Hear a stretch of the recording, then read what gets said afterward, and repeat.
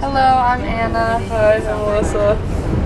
Today we woke up at like 6:45, had breakfast at 7, European breakfast, and it was like bread and meat and cheese. And then we got our bags together and because we're moving hotels.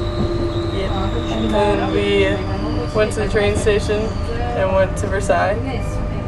And we waited in line for just over an hour. And then we got in the palace and we took pictures of the art. And then when we left the palace, we went to the gardens and saw the water fountains, and then saw the pretty flowers. Flower gardens, yep. We ate sandwiches there, and now we're on the train ride home. Bye.